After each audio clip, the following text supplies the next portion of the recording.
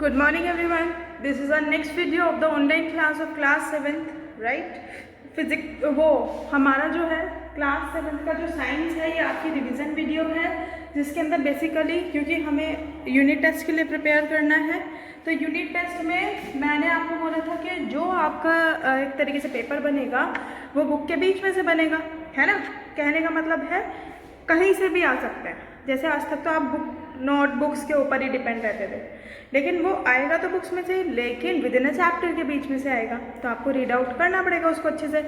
तो अब देखो, जिसकी वजह से आप लोगों को बर्डन भी ना हो, मैं आपको रोजाना, मैंने ये पहले तो चैप्टर एक्सप्लेन कर दिया है, लेकिन 1 पेजेस ले रही हूँ जिसमें मैं लाइन टू लाइन डिस्कस कर रही हूँ।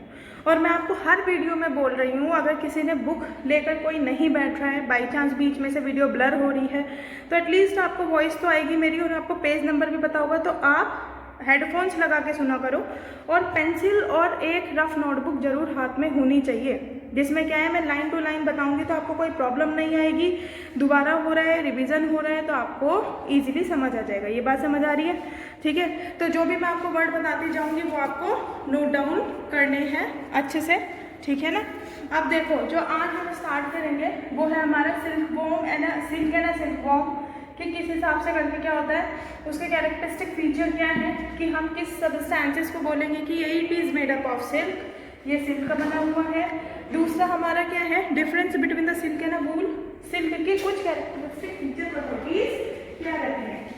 नाउ वी विल स्टार्ट, ठीक है। तो अब देखो हमारे क्या है, सिल्क। सिल्क को क्या कहा जाता है, ये आपका बुक का पेज नंबर 45 गिवन है। Silk, characteristic of silk, egg cluster क्या होता है, सिल्क वॉर्म क्या होता है, प्यूपा और कुकून क्या होता है, ठीक है। Now I am start the reading, ठीक है। अब देखो यहाँ पे, silk is called the queen of the textile. Silk को क्या कहा जाता है, silk is called as the queen of textile. क्यों कहा जाता है, क्योंकि ये नेचुरल प्रोटीन फाइबर्स का बना होता है। It is made up of the natural protein fiber and the fibroin are produced from the cocoon of the many commercial species of the silkworm. इन्होंने क्या कहा है, फाइब्रोइन जो कि एक प्रोटीनेशियस सबस्टेंस होता है, जो कि प्रोटीन का बना हुआ सबस्टेंस होता है, ये क्या होता है, प्रोड्यूस फ्रॉम द कोकून।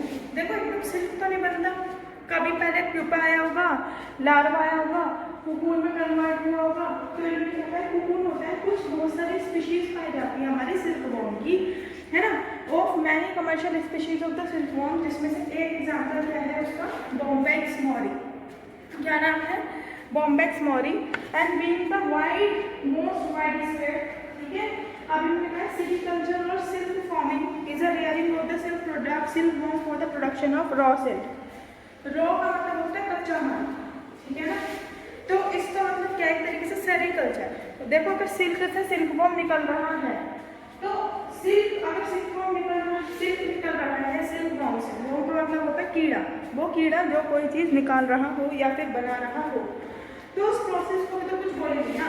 हमें सिल्कवॉर्म भी तो पहले बनाने पड़ेंगे, पहले सिल्कवॉर्म भी तो बहुत सारे होने चाहिए। जितने ज़्यादा सिल्कवॉर्म होंगे उतने ज़्यादा हमारे सिल्क इससे ऑब्टेन कर सकते हैं, राइट। तो सेरीकल्चर होगा, silk farming is a rearing of silkworm for the production of raw silk. ये पता चलेगा, रॉ सिल्क, सिल्क बनाने के लिए सिल्कवॉर्म का यूज़ किया जाता है। एंड द सिल्कवॉर्म के रेयरिंग को, यानी कि रेयरिंग का मतलब होता है पालना, उसको हम क्या बोलते हैं, एक तरीके से सेरीकल्चर, ठीक है। According to the Chinese record, जो चाइनीज रिकॉर्ड है, the discovery of silk production, जो सिल्क की प्रोडक्शन होती है, अगर is about 2700 BC।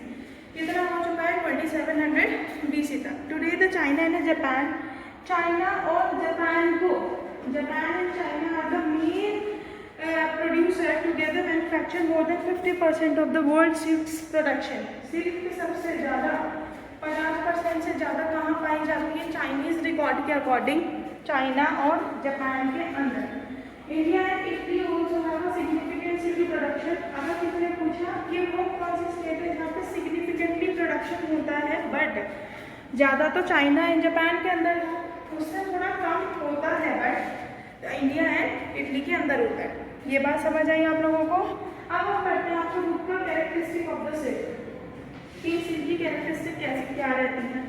It is a natural occurring animal protein, ये बात समझ आई, ये क्या है, it is a natural occurring animal protein होती है, ठीक है। ये बात तो आपको समझ आ रही होगी। एनिमल प्रोटीन यानी कि वो प्रोटीन जो एनिमल सोर्स से ऑब्टेन की गई हो, ठीक है।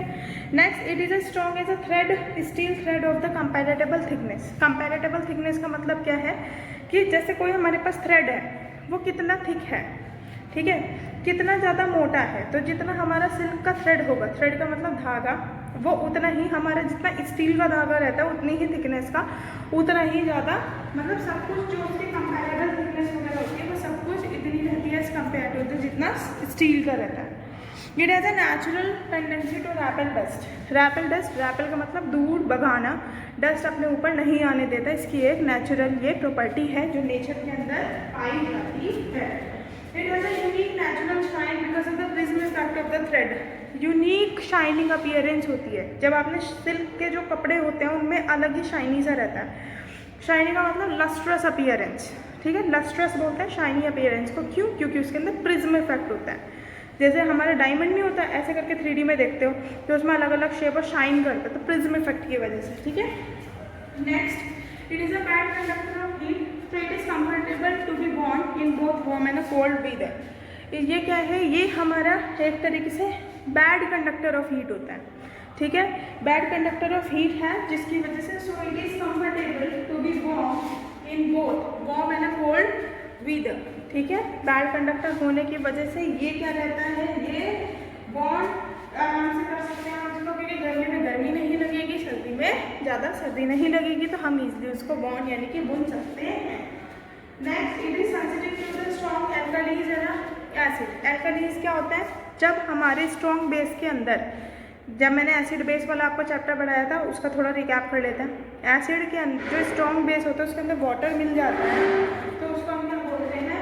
एल्कालीज के नाम से जानते हैं, राइट। अब इसके अंदर क्या है? और it is sensitive to the strong alkalis और एसिड्स। अब बात करते हैं लाइफ साइकिल जो सिल्क वॉर्म की होती है। लाइफ साइकिल का मतलब सिल्क वॉर्म पहले क्या होगा, फिर क्या बना होगा, फिर फाइनली सिल्क वॉर्म कैसे बना होगा। कहने का मतलब है सिल्क वॉर्म ही कैसे बना है वो हमें सब कुछ देखना है। तो देखो, फर्स्ट क्या है हमारा? Egg cluster. सबसे पहले एग्स होते हैं ना, एग्स होंगे जब तो जाकर कुछ चीज़ बनेगी, तो एग का क्लस्टर है। द फीमेल सिल्क मोथ, जो फीमेल की जो सिल्क मोथ होती है वो कितने अंडे प्रोड्यूस करती है, ये बात आपको याद होनी चाहिए। एक बार में 300 to 400 एग्स ये प्रोड्यूस करती है ना। क्लस्टर, क्लस्टर का मतलब होता है ग्रुप में। और कौन सी है? मलबरी, जो हमारे ये ट्री होता है, मलबरी की लीव्स होती है, उस लीव्स के ऊपर ये कितने अंडे देता है? 300 to 400 के करीब। And these eggs are stored in a cold for a long storage of a time, जिसकी वजह से लॉन्ग स्टोरेज हम उनको एक तरीके से प्रिजर्व कर सके, बचा के रख सके, इस वजह से उनको कोल्ड एरियाज के अंदर रखा जाता है। जैसे कि सीड को, जो हमारा बीज होता है उसको हम सीड बैंक के अंदर स्टोर करके रखते हैं। क्यों? क्योंकि वो उसको प्रिजर्व करके रखना है, उसके प्रोटेक्शन के लिए रखना है कि वो कहीं खराब ना हो जाए। And the egg are warm to the suitable temperature from the larva to hatch from the eggs और मलबरी लीव्स। एग्स को वार्म अप किया जाता है क्योंकि आपको पता है जैसा हैन है, हैन को एक पर्टिकुलर, हैन का जो एग होता है उसको एक पर्टिकुलर टेम्परेचर की रिक्वायरमेंट होती है, जिसकी वजह से वो हैच आउट करके, हैच यानी कि फोड़ दे और फोड़ के बाहर निकाल दे अपना लार्वा। ऐसे ही हर एक इंडिविजुअल या फिर ऑर्गेनिज्म का जो ये होता है, ठीक है, हर एक इंडिविजुअल और इसका जो भी कुछ है, तो अभी इसके अंदर क्या है कि, ठीक है, ये वाली बात आपको समझ आई। अब देखो मैंने आपको क्या कहा है कि जैसे उनको हैच करने के लिए रिक्वायरमेंट होगी, ऐसे ही किसी भी ऑर्गेनिज्म का एग से एक हैच आउट करने के लिए एक सुटेबल टेम्परेचर की रिक्वायरमेंट चाहिए होती है। अब नेक्स्ट स्टेज क्या है? Silk worm. सिल्क वॉर्म क्या है? जो लार्वा होता है, ठीक है, लार्वा यानी कि जो एग के बाद जो फॉर्म होता है उसको लार्वा बोलते हैं, तो बोलते हैं सिल्क वॉर्म या फिर सिल्क वॉर्म के ही लार्वे को हम क्या बोल सकते हैं? जैसे एक चीज़ के कई सारे नाम होते हैं ना, तो वैसे क्या होगी? Caterpillar is a voracious eater. Voracious eater ये इंपॉर्टेंट है। वोरेशियस ईटर का मतलब वो जो दिन रात खाता है, क्योंकि एग किसके ऊपर थे? मलबरी की लीव के ऊपर, तो ये सिल्क वॉर्म में तो मलबरी की लीव के ऊपर प्रेजेंट होगा। और वोरेशियस ईटर का मतलब खा के बड़ा, जब खाएगा जब तो बड़ा होगा, कहने की बात है। तो ये वोरेशियस ईटर है, ये मलबरी की लीव पे इसलिए प्रेजेंट होता है कि उसको दिन रात खा सके, है ना, आराम से खा सके, ठीक है। Next, feeding on the day and night of mulberry leaves when they they are 10 times heavier than they are washed. और यही प्रोसेस जब हम 35 दिनों के बाद देखते हैं, 1 महीना 5 दिन के बाद देखते हैं, तो ये कितना टाइम बड़ा हो जाता है। ये कम से कम अपने इनिशियल जो पहले जितना साइज होगा उसका 10,000 टाइम्स बड़ा हो चुका होता है। क्यों? इतनी जल्दी ये बड़ा होता है, कहने का मतलब ये है ना। And the silkworm shed its mould skin 4 times. और जो सिल्कवॉर्म होता है शेड यानी कि उतारना, शेडिंग का मतलब झाड़ना, झड़ना है ना। वैसे तो झड़ना होता है, जैसे हम जो शेड वर्ड यूज़ करते हैं वो हम पत्तियों के लिए यूज़ करते हैं पेड़ों की, कि the leaves are shedding off, ठीक है ना। तो इस तरह से हम यूज़ करते हैं, लेकिन यहाँ पे शेड वर्ड इसने इसकी स्किन के लिए यूज़ किया है, किसकी? सिल्कवॉर्म की। क्यों यूज़ किया है? क्योंकि जब ये बड़ा होगा, जैसे हमारी खाल हम कई बार नहीं आती है तो हम कहते हैं कि हमारी पुरानी खाल जो है वो हमारी उतर गई और उतरने के बाद नई खाल आ रही है। तो वो जो हमारी पुरानी खाल होती है वो क्या होती है? वो डेड स्किन होती है। ऐसे ही ये कैरेक्टरिस्टिक फीचर देखने के लिए मिला है सिल्कवॉर्म का, कि नेचर के अंदर जो ये सिल्कवॉर्म होता है ये क्या करता है, ये अपनी जैसे ये ग्रोथ और डेवलपमेंट का पीरियड शो करता है, ये अपनी पूरी लाइफ स्पैन के अंदर, लाइफ स्पैन मतलब जन्म से लेके मृत्यु तक की जो उसकी बीच का स्टेज हो गया उसको लाइफ स्पैन बोलते हैं, ठीक है। ये अपनी पूरी लाइफ स्पैन के अंदर कितनी बार अपनी खाल को उतारता है, इस शेड आउट करता है अपनी स्किन को 4 टाइम्स। यहाँ जो है कितनी बार? 4 टाइम्स। एंड इसके बाद क्या है? When the worm stop eating it attach itself a piece of straw or branches placed in a cultivated tray, they are now ready to spin a silk cocoon। कहने का मतलब है सिल्क कोकून में फिर फाइनली कन्वर्ट हो जाता है। अब बात है प्यूपा या फिर कोकून की। जैसा अभी मैंने कहा कैटरपिलर या फिर सिल्कवॉर्म, और फिर जब और बड़ा होगा तो प्यूपा या फिर कोकून में कन्वर्ट हो जाएगा। अब बात है first leave the net to hold itself and then swing its head side to side in the form of feature, जिसमें गिवन है the spinning of cocoon is one continuous filament fibre. कहने का मतलब है यहाँ ये फिलामेंट निकाल देते हैं, बनाना स्टार्ट करते हैं, तो उसको क्या कहते हैं हम? कॉन्टिन्यूअस फाइबर का फिलामेंट बना देते हैं, जो एक कंसिस्ट ऑफ फाइब्रोइन प्रोटीन, जो कि हमारा किस चीज़ का बना होता है? फाइब्रोइन प्रोटीन का बना होता है, secreted from the 2 opening of the salivary gland. Salivary gland हमारे अंदर अगर पूछे ह्यूमन बीइंग के अंदर सलाइवरी ग्लैंड क्या होती है? सलाइवरी ग्लैंड वो ग्लैंड होती है जो कि सलाइवा को सिक्रीट करती है। अब बात करते हैं सलाइवा क्या होता है? सलाइवा होता है लार, मुंह के अंदर लार आपने सुना होगा ना। तो ऐसे इनके अंदर सलाइवरी ग्लैंड होती है जो कि सलाइवा को सिक्रीट करती है, किसी एक दम लाइक चिपचिपाहट को सिक्रीट करती है, जिसको बोलते हैं सिरेसिन, ठीक है। नाम है आपका सिरेसिन। कमेंटिंग द 2 फिलामेंट टुगेदर क्या करता है? क्योंकि गम लाइक है, गम का काम क्या होता है? चिपकने का। जो सलाइवरी ग्लैंड है इसके मुंह के अंदर प्रेजेंट है, वो गम को सिक्रीट करती है, जिसका नाम है सिरेसिन। वो 2 फिलामेंट का जोड़ने का काम कर रहा है। ये बात आपको समझ आई, ठीक है। अब आपको क्या है? once the cocoon is completed the silkworm goes into the resting phase for, जैसे ही कोकून बन जाता है जो सिल्कवॉर्म है वो 3 से 2 महीने तक वीक तक ये रेस्टिंग फेज में चला जाता है, जिसमें ये कुछ भी एक्टिविटीज़ नहीं करता। और जो हमारा क्या है? Silk moth. अब सिल्क मॉथ क्या होता है? मेटामॉर्फोसिस, इसके अंदर एक प्रोसेस आएगा। मेटामॉर्फोसिस का मतलब है चेंजेस, जितने भी किसी इंडिविजुअल के छोटे से लेकर बड़े होने तक के जितने भी चेंजेस आए उसे बोलते हैं Metamorphosis. The silk moth then metamorphoses into the silk moth. Silkworm silk moth में कन्वर्ट हो जाता है and emerge from the cocoon by breaking it. Cocoon से जैसे कन्वर्ट होता है, कहने का मतलब है सिल्कवॉर्म से फाइनली सिल्क मॉथ बन चुका होता है।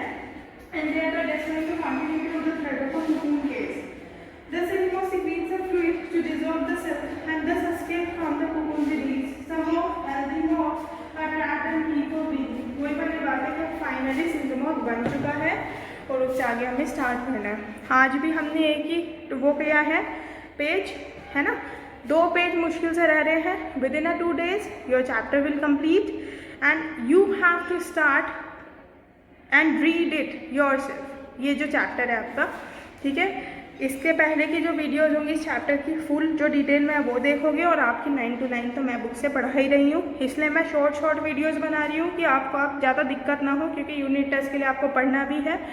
आपके हार्डली 2 और 3 days रह रहे हैं, ठीक है ना। तो प्लीज़ अच्छे से, किसी ने पुरानी वीडियोस नहीं देखी है देखो, नहीं समझ आ रहा है बुक खोलो, फिर नहीं समझ आता टीचर्स को मतलब एक तरीके से कॉल करो, लेकिन कॉल भी प्लीज़ स्कूल टाइम में ही किया करो।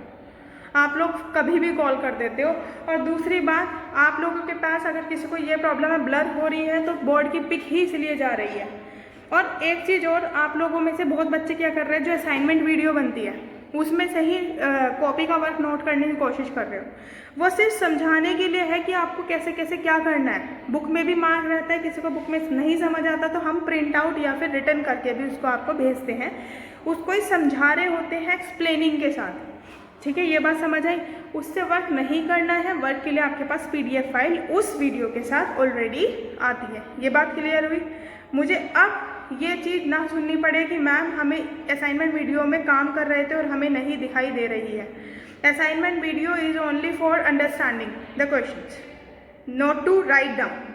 आप उससे लिखोगे नहीं, सिर्फ और सिर्फ समझोगे।